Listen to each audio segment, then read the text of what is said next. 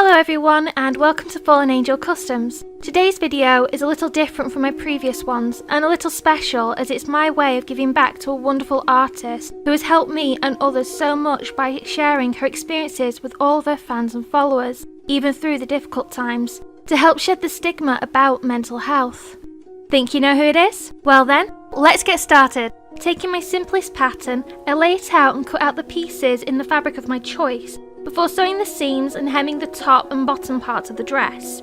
I wanted to keep the dress fairly simple because the fabric itself has such a lovely pattern of different shades of blue. I added a piece of ribbon at the end in a halter neck style just to prevent the dress from sliding down the doll over time. For the jacket, I took several different pieces from various patterns as well as lengthened them in the torso and for the sleeves. I found when it comes to sewing sleeves in place, it's much easier and less trickier if you sew them in place before sewing the sides together.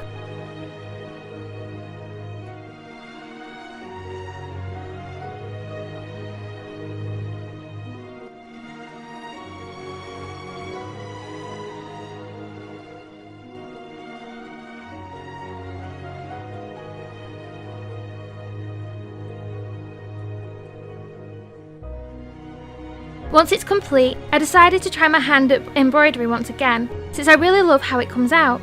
Taking yellow thread, I did a chain stitch around the collar before moving on to the back of the jacket. I decided to sketch out a sunflower as they're one of the artist's favourite flowers.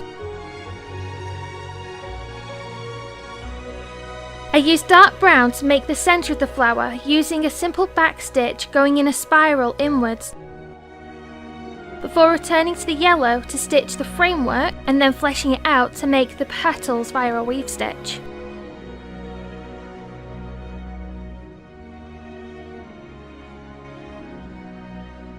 To make her boots, I started making a simple pair of black socks that go as tall as I want them to be, hemming them and sewing the seam before checking how they sat on the doll's legs, making any adjustments I wanted or felt were needed.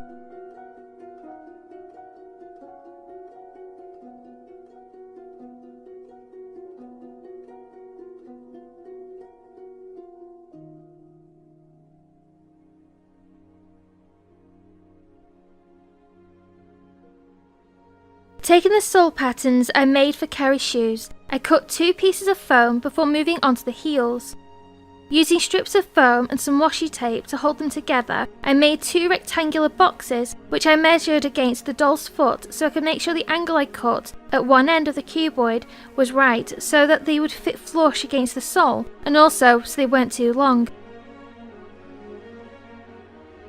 With everything measured and fitted, I painted the soles and heels with black acrylic and used washi tape on the heels as I knew it would be easier to paint them later on compared to normal sellotape, as paint tends to run off it and never fully dry. Also, with the washi tape, I could create a smooth, seamless heel, whereas if I'd used glue, you would have been able to see the cut edges of the foam. Once the glue was dry, I simply glued them directly onto the sock base and then glued the heels in place. After spraying a layer of MSC, I set to work my pastels, adding blushing to the face as well as eyeshadow on the lids, moving on to my pencils once I'm happy with the blushing.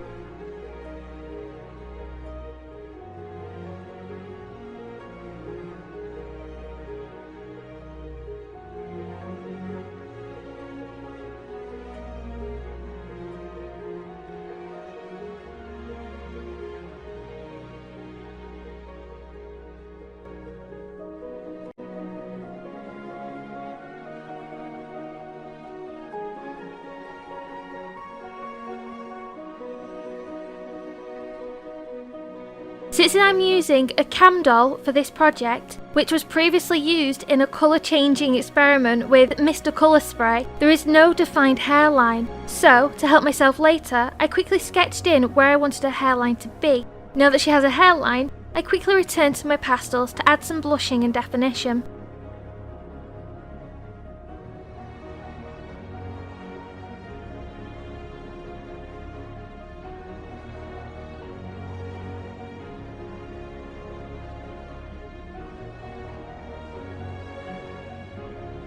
With the blushing complete, I returned to my pencils, building colour for her lips and eyelids, as well as a slight ombre to her eyebrows.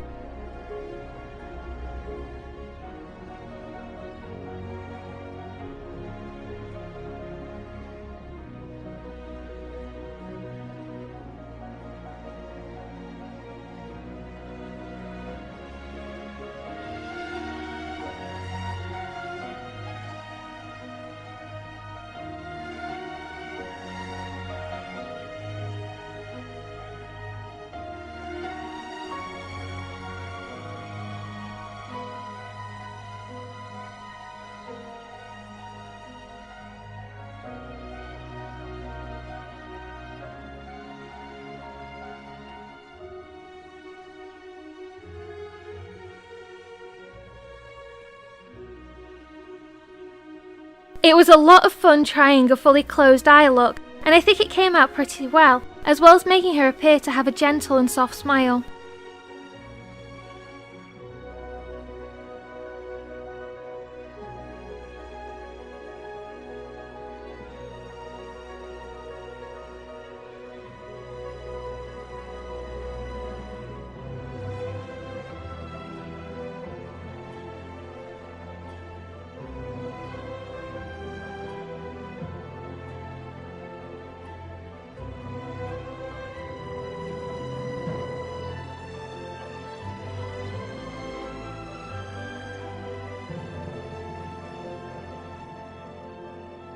I seal each layer as I'm happy with it, or the colour stops building. With the final layer of sealant dry, I add gloss to her lips. It was really strange not having to gloss her eyes too.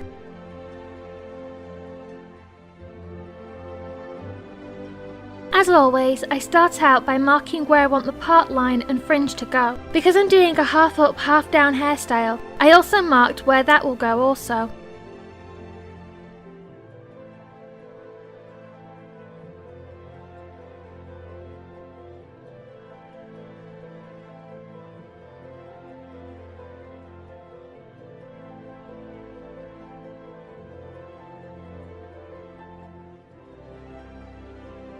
Starting from the bottom of the fringe section, I worked my way up to the part.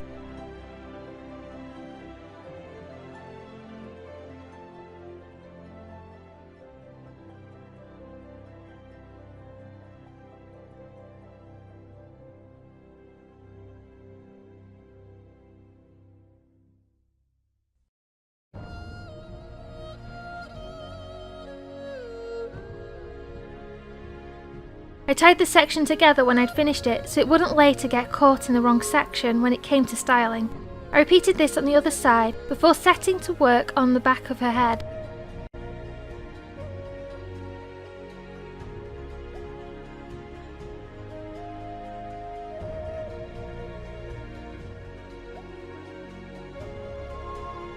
I worked my way up to the guideline, tied the section together before continuing on the upper section, going around the outer edge in the same way I did previously for Isla's space buns and April's pigtails.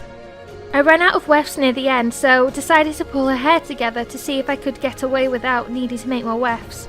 I couldn't, it was very bald and patchy, so once the new wefts were prepped and ready to go, I quickly filled in the bald section on top of her head.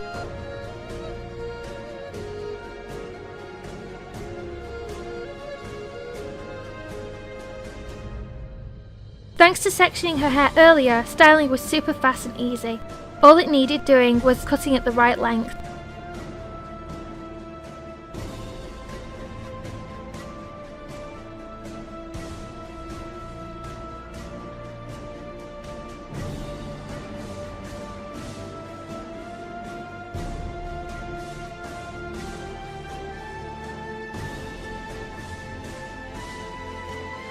You've probably worked out by now from the title and colour scheme who the artist I was talking about earlier is.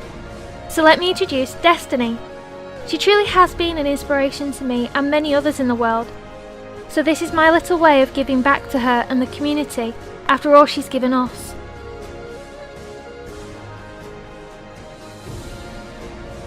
Having been struggling with mental health for most of my life, so having her being so open with her experiences and sharing what she has learned has helped me to reach out and get the help I needed. I hope you enjoyed Destiny's journey. And remember, you aren't alone, you don't have to suffer in silence. I'll leave links below where you can reach out, and you're welcome to message me if you need to talk. Thank you everyone for joining us. Until next time.